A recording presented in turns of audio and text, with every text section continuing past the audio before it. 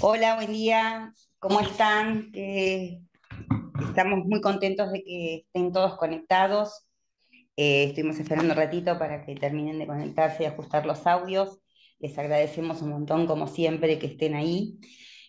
Hoy les presento a la licenciada Sonia Rodas, es la enfermera jefe de neointensivos neonatales del Hospital Garrahan. Bueno, para los que no me conocen, yo soy Gladys Obando, soy la supervisora de la enfermería UCI. Estamos felices por la aceptación de nuestras propuestas. Ya estamos llegando a fin de año, así que ya van siendo los últimos temas. Y de este año, el año que viene, ya nos vamos a sentar a pensar, y en función inclusive de algunas sugerencias que quieren hacer a través del chat de WhatsApp. Bueno, Sonia, todo tuyo.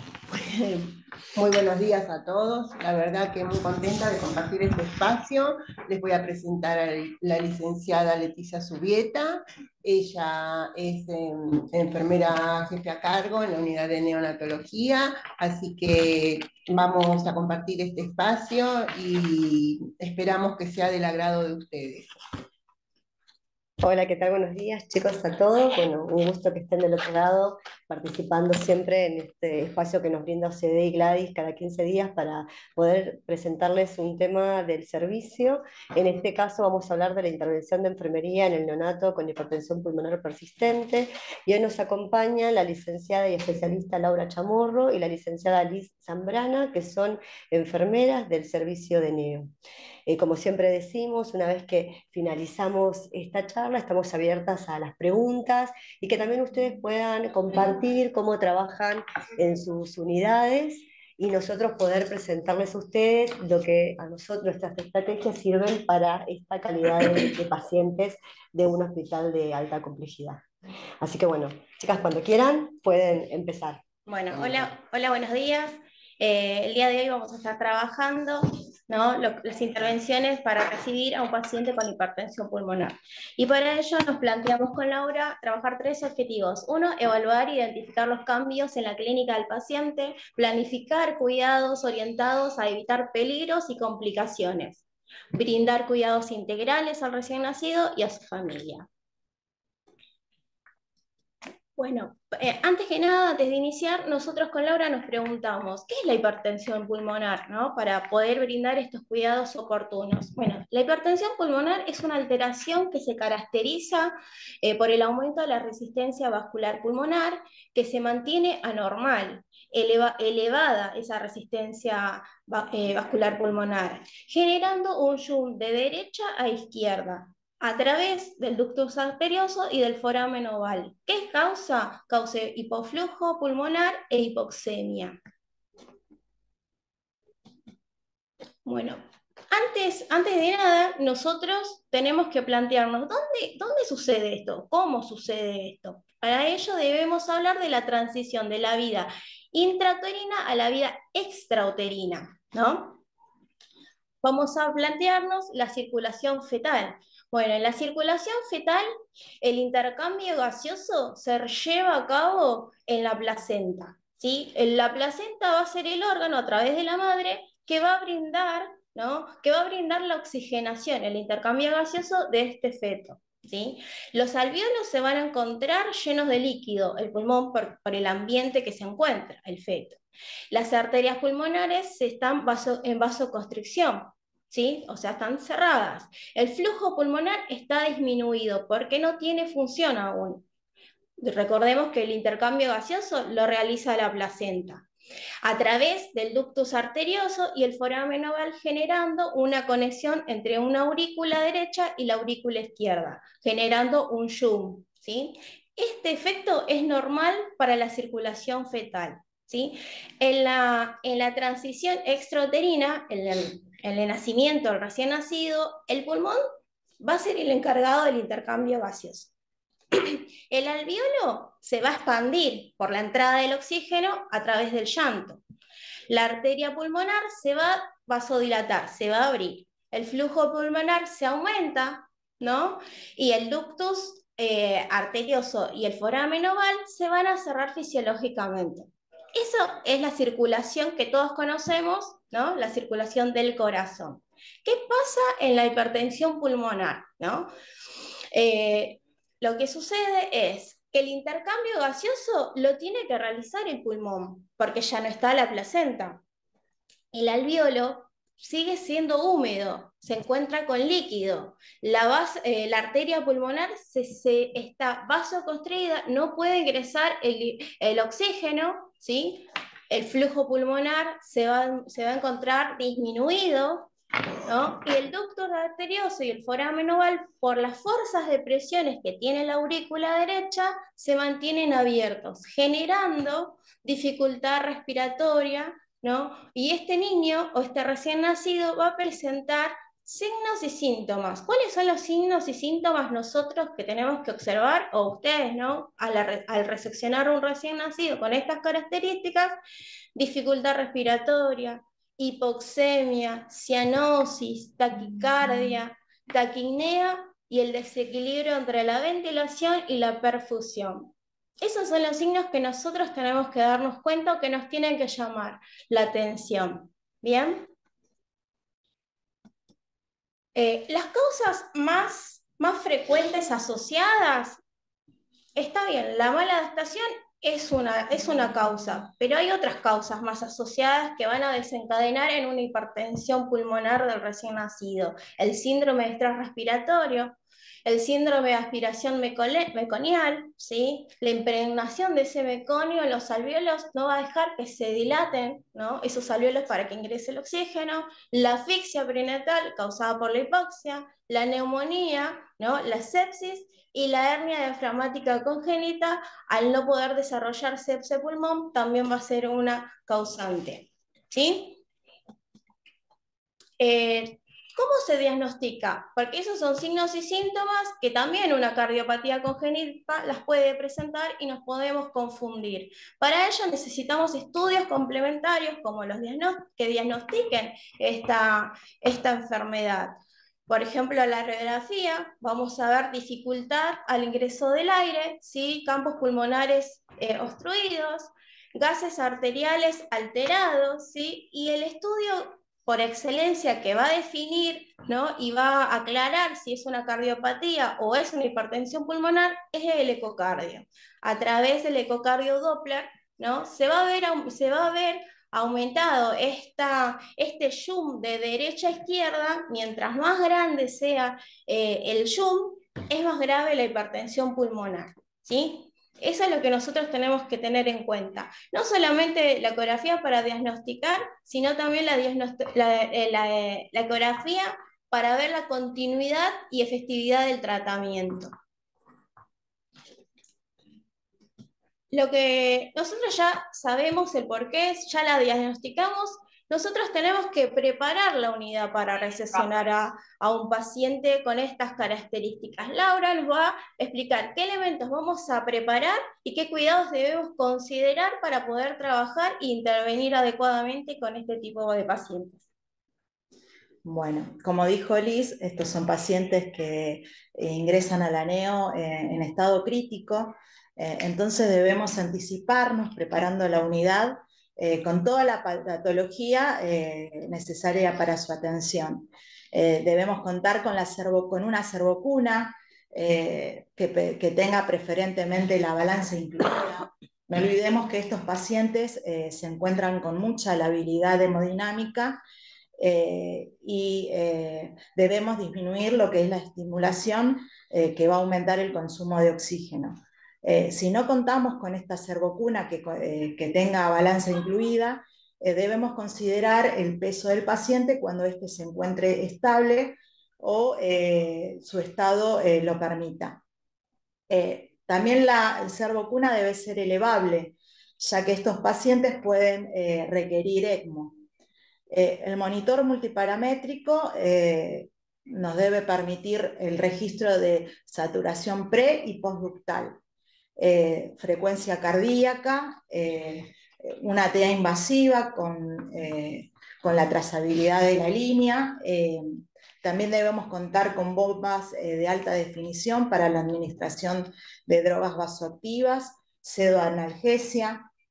también con bombas volumétricas para la administración de planes de hidratación y nutrición parenteral, un respirador que nos permita la modalidad de alta frecuencia, contar con un equipo para óxido nítrico, un monitor de función cerebral, un monitor transcutáneo de PCO2 y un monitor NIRS. Siguiente. En cuanto a la monitorización, como dijimos, es importante tener un monitor multiparamétrico que nos permita tener registro de la saturación en posición pre y postductal. La diferencia entre estos valores nos permite determinar, como dijo Liz, el zoom ductal de derecha a izquierda, y nos permite también determinar la magnitud de este. Los valores esperados de la saturación preductal deben ser mayor a 85. También nos debe permitir, como dijimos, la monitorización de la frecuencia cardíaca y la TA invasiva. Esto nos va a permitir valorar de manera continua el estado hemodinámico del paciente. Con el transductor de PCO2, lo que nos permite es monitorear de manera continua lo que es una estimación precisa del dióxido de carbono. Disculpe, se nos activó el micrófono. Como decía, que el transductor de PCO2 nos va a permitir monitorear de forma continua y no invasiva una estimación precisa del dióxido de carbono arterial. El monitor NIRS, en el monitor NIRS podemos valorar el grado de saturación de la hemoglobina en un área determinada del tejido del paciente. Esto es colocando sensores, por ejemplo, en el área cerebral, en la zona frontal, línea media. También podemos colocarlo en el área renal, lo colocamos en el flanco posterior, a la derecha o a la izquierda de la línea media, o también en el área esplénica. Esto es la zona abdominal infraumbilical. Estas son las áreas que más monitorizamos en los neonatos. En cuanto a los respiradores, debemos contar con aquellos que nos permitan la modalidad de alta frecuencia. Nosotros en el servicio contamos con el SLE 5000 y el SLE 6000. También contamos con el AVEA, pero el AVEA no nos permite tener la modalidad de alta frecuencia. Por eso cuando tenemos ingreso de pacientes en grave, en estado crítico, preparamos estos dos respiradores. El siguiente. En cuanto a los cuidados específicos, debemos tener en cuenta que estos pacientes presentan una marcada dificultad respiratoria. Entonces es fundamental, para que mejore rápidamente y comience a oxigenar, realizar estas intervenciones adecuadas y oportunas. Estas son medidas simples y efectivas, que lo que nos van a ayudar es a minimizar los estímulos como el ruido ambiental. Le podemos colocar estos protectores auditivos. Debemos minimizar también al máximo lo que es la iluminación del sector. Podemos colocarle estos protectores oculares. Y debemos también generar medidas tendientes a mantener la temperatura adecuada del paciente. Debemos evitar que el paciente se sobrecaliente o tenga estrés por frío, porque esto lo que aumenta es la demanda de oxígeno y el consumo enérgico del paciente. En cuanto a la monitorización de las constantes vitales, nos va a permitir identificar y anticiparnos a las complicaciones de estos pacientes.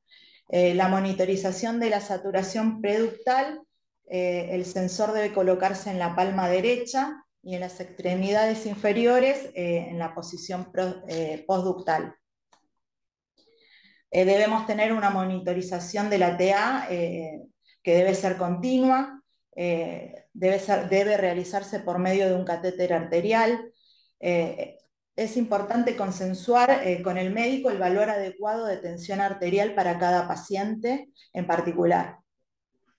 Por este catéter también podemos extraer muestras de sangre para laboratorio y estado ácido-base. En cuanto al balance de egresos, estricto de ingresos y egresos, es importante que tengamos un control parcial y total de estos ingresos y egresos. Calcular el ritmo diurético horario, debemos registrar el volumen y realizar pruebas reactivas. Esto nos permite valorar el estado del paciente, además evaluar su función renal e identificar cuando hay disminución de la misma.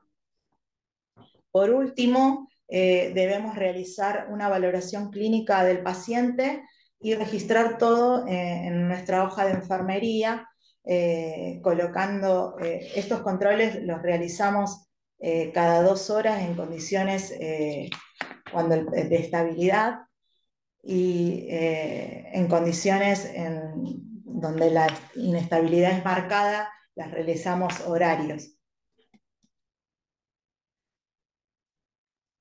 En cuanto a los cuidados respiratorios, es muy importante que al ingreso de la guardia, muy importante que controlemos que contemos con la bolsa de ambú completa, conectada a lo que es la fuente de oxígeno, flumíter o blender, que contemos con una máscara adecuada al paciente. Si el paciente está recibiendo óxido nítrico, que la bolsa se encuentre conectada al equipo de óxido nítrico, teniendo en cuenta que estos pacientes están recibiendo la mezcla de oxígeno con el óxido nítrico. Esto lo que nos va a evitar es un tiempo valiosísimo en situaciones de urgencia. Esto en cuanto a lo que es la fijación del tubo endotraqueal, estos pacientes se van a encontrar ventilados y es fundamental que verifiquemos la posición del tubo endotraqueal. Una manera es con el control de tórax, de la placa de tórax, que se debe encontrar en línea media intraclavicular. Otra manera es auscultando los campos pulmonares, evaluando la entrada de ambos lados. En cuanto a la aspiración, nosotros contamos con circuito de aspiración cerrado y debemos considerar que el número de French del traqueal debe ser del diámetro del tubo del paciente. Las aspiraciones no las realizamos de manera rutinaria, solo si existiera secreciones visibles o audibles a la auscultación o tuviéramos la sospecha de que hay obstrucción del tubo endotraqueal. En cuanto a las presiones de aspiración, no deben superar los 80 milímetros de mercurio. Y debemos permitir la recuperación del paciente entre una aspiración y otra.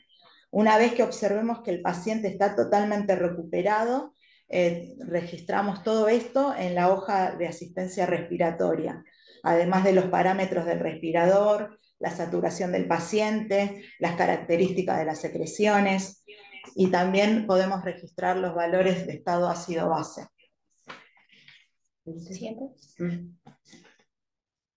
En cuanto a los cuidados cardiovasculares, estos pacientes pueden requerir vasopresores que están indicados cuando la TA no es adecuada o cuando hay una marcada disminución del gasto cardíaco o bien cuando hay una disminución en la perfusión renal. Las drogas que más usamos son la dopamina, la adrenalina, la noradrenalina, la milrinona y la dobutamina. Por tratarse de medicamentos de alto riesgo, son drogas que requieren de doble chequeo. Con esto prevenimos cometer errores en su administración. Son drogas que se deben administrar por vía central, porque pueden generar necrosis por extravasación. Nosotros contamos con estos protocolos para la administración, los que nos facilita y nos reduce el riesgo de cometer errores cuando los preparamos. También tenemos que tener en cuenta que deben estar estrictamente rotulados. Tenemos también unos rótulos preimpresos con cada droga. Tienen que estar las bombas identificadas individualmente con el rótulo en la bomba y también en la guía del paciente. Esto nos va a permitir que ante situaciones de urgencia no cometamos errores en la administración. Después es importante también que tengamos un vademecum de forma física o virtual en el servicio. Podemos consultar compatibilidades e incompatibilidades cuando se administran estas drogas. En cuanto a la monitorización, es importante que el paciente esté monitorizado, tenga un monitor de monitorización continua, porque al administrar estas drogas podemos identificar alteraciones y nos pueden permitir reajustes en la dosis. Siguiente. En cuanto a la valoración a la analgesia y sedación, son pacientes que presentan inestabilidad hemodinámica, como dijimos, y la evaluación del dolor que le realizamos al paciente es importante también, y tenemos que registrarla en la hoja de enfermería. Nosotros en nuestra hoja lo tenemos como un quinto signo vital, porque sabemos que en situaciones de dolor o estrés aumenta el consumo de oxígeno y puede complicar el cuadro del paciente. Por eso colocamos todo lo que dijimos anteriormente, estas medidas sencillas como minimizar el ruido, la luz. También debemos planificar ciertos procedimientos como la colocación de accesos venosos, cuando se le hacen ecocardios, para evaluar la posibilidad de pasar pseudoanalgesia. En nuestro servicio también contamos con una escala, que es esta escala de NPAS. Ahí la marcamos. Esto nos permite valorar el dolor y la sedación. A todos los pacientes que ingresan a la NEO en estado crítico. También cuando realizamos la administración de estas drogas, contamos también con planillas estandarizadas que también nos permiten reducir el error en la administración. Ahora vamos a continuar con los cuidados de la piel. Bueno, ya estuvimos hablando de los cuidados del medio interno, ¿no? Cómo vamos a recuperar para que este paciente pueda recuperar y salir de esta dificultad respiratoria, ¿no?, que está presentando. Debemos de tener en cuenta también el cuidado de la piel. Son pacientes que van a estar en posiciones prolongadas por su labilidad, por el tiempo de internación que lleva la recuperación, entonces debemos preservar y cuidar la piel. La piel es el órgano más grande que tenemos y sirve de barrera para proteger contra el exterior. Al romperse esta barrera, es una puerta de entrada de microorganismos. ¿Qué quiere decir esta puerta de entrada y presencia de microorganismos? Que está expuesto a futuras infecciones, riesgo de infecciones. Entonces debemos evitar que este paciente tenga puertas de entrada para futuras infecciones. Aplicar medidas de prevención a través de, por ejemplo, rotar el sensor. Este paciente va a tener varios monitores y hay que rotar todos los sensores, tanto el sensor de la servocuna, ¿no?, el sensor de la saturación, hay que ir rotando en cada control para que no se lesione la piel y no se queme. Para ello también debemos realizar un examen encefalocaudal, Nosotros vamos a revisar al paciente que la piel esté íntegra y en condiciones. Y si vemos alguna anormalidad, hay que registrarlo y comunicarlo con el equipo. Nosotros contamos con una planilla de valoración y un equipo de piel que junto con el enfermero a cargo del paciente siguen y controlan al paciente para que no se lesione por el exceso prolongado tiempo en la posición supina que se encuentran muchas veces estos niños, ¿sí? Mantener la piel limpia y seca es otro cuidado, siempre cambiando, si el paciente ya no tiene sonda vesical, mantener el pañal limpio y seco, ¿sí? Conservar los catéteres también, los catéteres centrales o periféricos limpios y secos. La humedad es un factor ideal para la reproducción de microorganismos. La movilización de postural, hay que moverlo, rotarlo siempre que la labilidad del paciente lo permita. Si el paciente está muy inlábil, podemos rotarlo, podemos movilizarlo de manera local, un miembro, otro miembro, miembro inferior, miembro superior, siempre y cuando considerando la labilidad del paciente. Podemos también utilizar colchones de silicona si fueran necesarios o colchones de aire para balancear la presión de la superficie corporal del paciente. La nutrición y la hidratación fundamental para mantener la piel perfundida y hidratada. La comunicación y el registro. Nosotros debemos comunicar, si vemos algún hallazgo en la piel, debemos comunicarlos con nuestros compañeros en el pase de guardia y registrar todo cuidado e intervención que realicemos es fundamental en los registros de enfermería. Nosotros contamos con registros electrónicos y todavía contamos con registros en formato papel.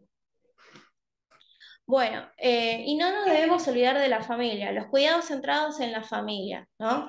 Son pacientes muy lábiles y que llevan mucho tiempo de internación y los padres son parte del cuidado. Entonces debemos favorecer la participación activa de los padres, brindar apoyo, ¿no? Apoyo y contención emocional. Son pacientes muy graves que los padres no saben si van a sobrevivir o no, entonces tienen muchos miedos e incertidumbres. Proporcionar información clara, ¿no? Informarle todo procedimiento que vamos a realizar. Nosotros contamos con una terapia abierta donde los padres pueden ingresar en cualquier momento del día. También tenemos una residencia para los padres, donde la madre o el padre se pueden quedar según las necesidades, como ellos se sientan más cómodos, para poder fortalecer el vínculo con su niño o con su hijo, ¿sí? Lo importante es poder restablecer ese vínculo, favoreciendo a través de las conductas de apego. Como conclusión, la hipertensión pulmonar es una patología que se presenta frecuentemente en la UCIN. El personal debe estar capacitado para valorar y brindar cuidados oportunos, seguros y de calidad.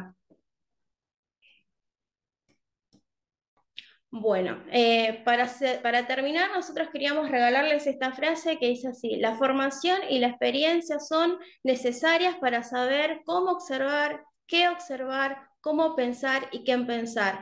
Nos las regaló hace mucho tiempo atrás y ya lo veía así Florence Nightingale. Muchas gracias.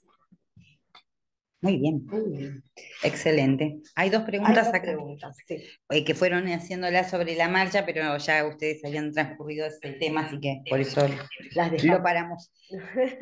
Y yo me anoté un par de dudas que tengo acá, Sí. porque hace mucho que no hago neo. Bueno, ¿el sensor de saturación postductal va en el miembro inferior izquierdo o puede ir en el derecho? El postductal. Postductal. Postductal puede en miembros en las extremidades inferiores. Es indistinto si es Sí, izquierdo o si derecho. es izquierdo o derecho, sí. Perfecto. Estas preguntas las está haciendo nuestro colega de Río Gallegos. Hola, Fabián. ¿Los inotrópicos van cubiertos con perfus fotosensibles? Pregunta. ¿Los cambian cada 24? ¿Y la sedación va cubierta para protegerlo de la luz? No, los vasopresores no van cubiertos para protección de la luz y nosotros tenemos protocolos que en los protocolos están establecidos la estabilidad de cada droga.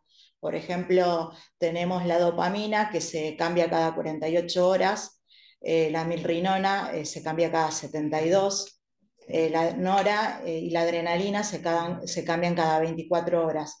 pero eso ya está preestablecido en los protocolos que tenemos en Con la el equipo de NEO. farmacia. Sí, con el, Aquí tenemos una farmacéutica clínica. sí, tenemos una farmacéutica que, sí, Muy que importante. es de la NEO.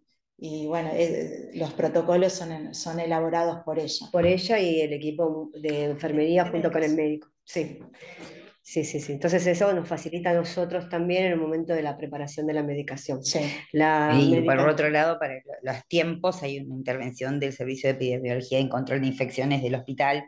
Sí. Nosotros las normas las vamos actualizando en función de la información que traen ellos. Esto es igual en todas las terapias, por eso lo explico, pero las definiciones las toma el personal de enfermería en conjunto con el equipo médico y por supuesto la farmacéutica clínica. Sí, es un equipo multidisciplinario. Exactamente. Farmacéuticos, médicos, enfermeros y el infecto trabajando en conjunto para la seguridad del paciente. No digo, porque la Sí, recomendación siempre es, porque a veces uno con el ímpetu de querer hacer las cosas lo mejor posible va cambiando ciertas normativas o agregando cosas o sacando cosas. Tiene que ser un consenso para que tenga una continuidad. Si esto es bueno para el paciente, está bien, hay que implementarlo, pero que todo el mundo esté de acuerdo. Si no, son decisiones individuales que no perduran. Bueno, ¿vos tenés algo más ahí? No. No, acá no tenemos más. Ahí habla yo, igual sigan preguntando si quieren. Con respecto a la protección ocular que usan sí, las antiparritas esas que son, sí. son muy bonitas.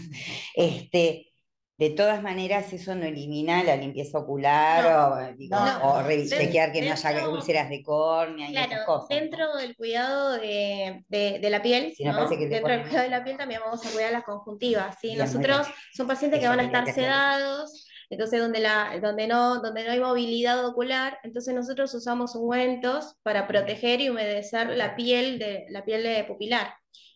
Siempre manteniendo la limpieza, estos pacientes también los podemos higienizar según la necesidad. Son pacientes muy lábiles que a cualquier movimiento De a poquito. desfavorece el intercambio gaseoso. Entonces, siempre que la complejidad del paciente lo permita, nosotros vamos a ir realizando. Pero sí, se cuidan la limpieza ocular y la protección ocular. Quizás ustedes no tengan los insumos necesarios para proteger, pero bueno, usar una gasita, protegerlo, ponerle un gorrito, ¿no? Para sostener, evitar todo tipo de estrés de estimulación que desfavorezca el intercambio gaseoso. Bueno, y a ver, otra cosa que en todos estos pacientes se colocan sonda vesical y de ser así, Sí. ¿cuándo decidimos sacarla? Eso es importante que lo tengamos en cuenta. Son pacientes que van a estar con drogas bastante sedado, entonces lo ideal es tener una sonda vesical para ver el ritmo diurético, para valorar, depende de la complejidad del paciente. El paciente mientras mejore y vaya resultando, sea efectivo el tratamiento, se van a ir sacando drogas como la adrenalina, la noradrenalina, o se van reduciendo. Son paulatinos, según siempre la necesidad, no es que a las 2 semanas se retira, no, son pacientes que Y la decisión es individual. según la evolución del paciente, ¿sí? La mejoría se van retirando cada procedimiento. O a veces no, necesitan otro tipo de procedimientos más invasivos. Bueno, y nada más porque fueron diciendo, mediante cosas que ya las fueron diciendo sobre la marcha. Bueno, acá una colega que hace adultos nos dice, Natalia, hola Nati, bueno, que está todo muy lindo, siempre trabajó con adultos, les resulta muy útil la información y sobre todo lo del Vademecum para poder chequear las cosas Siempre. que pregunta. Hoy estás preguntando, Fabi, si usan, muy bien, me parece muy bien, si usan relajantes musculares. Lo ideal es que vayan acompañados con la pseudoanalgesia en situaciones muy puntuales. Pero bueno, se tratan de evitar. Pero sí, en situaciones muy puntuales, junto con la pseudoanalgesia, son indicados los dos. Son indicados como rescate y en casos muy específicos. O sea, si el paciente, nosotros por eso contamos, ¿no? Valoramos si el recién nacido lo necesita. Si no lo necesita, se sube primero la analgesia y no es efectivo. Es más, o sea, se puede cambiar la concentración. Tenemos un protocolo de que se va a adaptar según al paciente. Se va a agregar la concentración. ¿No es efectivo? Bueno, sí, tal vez un rescate esporádico y ver todo el estado fisiológico del paciente. ¿Sí? Todo se va, Todo con depende todo, de la situación claro, del depende de paciente, la situación, uno evalúa la de la situación evolución. individual, No es ¿no? algo estandarizado, ¿no? Exacto. Como la preparación que se va a ver relacionada y tenemos protocolos para la administración de Muy bien, sedación, de inotrópicos, todo eso. perfecto. Y Por no eso olvidar que el mio-relajante no calma el dolor No por calma. ni libera del estrés, ¿sí? Por La eso- persona está paralizada, pero siente, escucha y le duele. Sí, Sí, tal Así por cual. que eso es eso, importante, Fabián, esta escala que hablábamos nosotros, o que hablaba Laura de la escala, nosotros usamos la NPAS, que es más acorde a nuestro servicio, porque va más relacionado a la calidad de paciente que tenemos nosotros, que son no solamente postquirúrgicos, sino toda la alta complejidad que manejamos. Esa escala nos facilita a nosotros, si este paciente necesita algún rescate de alguna sedación, poder registrarlo para el momento que cuando van a consensuar ese horario de analgesia o lo extienden o lo reducen. Por eso es importante que nosotros registremos si damos algo extra. No lo vamos a dar por nuestra cuenta, sino que nosotros, mediante esa escala, le vamos a informar al médico, doctor, tiene un valor de dolor mediante el número y ahí van a poder rechequear si damos extra o no. Y eso lo vamos a favorecer al paciente para el horario y la extensión de la sedación, ¿no? bueno, acá preguntan, sí, Reticular perfecto. la dosis, Sí. sobre- Acá preguntan si qué va de meconizamos, nosotros tenemos el del hospital, pero al tener farmacéutico clínico en las terapias intensivas, que estudia la farmacocinética de las diferentes drogas y los efectos sobre los pacientes neonatales y pediátricos, se va modificando, si son como cambios internos, digamos, que vamos haciendo. Pero el de base es el vademecum del Hospital Garrahan. Sí. Nosotros, por ejemplo, que la práctica de la neonatología con respecto a la sedación y la pseudoanestesia y del dolor está junto en coordinación con la enfermera también de dolor y la médica interna del equipo de dolor. Entonces ahí también se va a consensuar.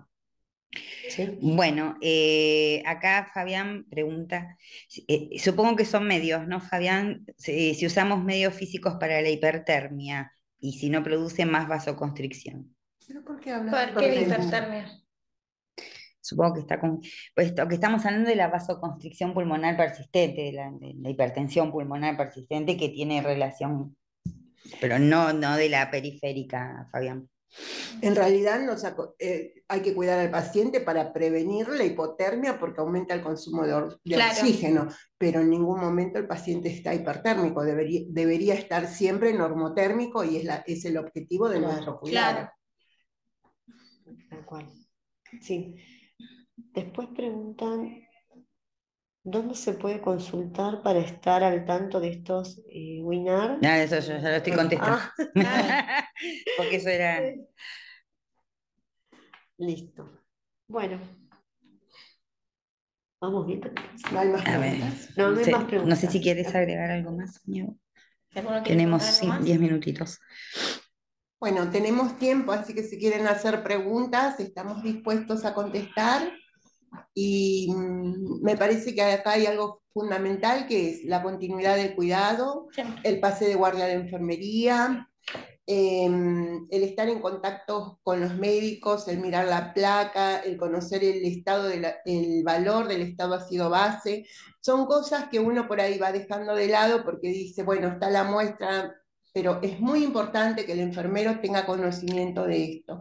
Yo no puedo ayudar, colaborar para que le hagan una placa al paciente Acá, y claro, después no Fabián, la volver a pregunta. mirar la placa.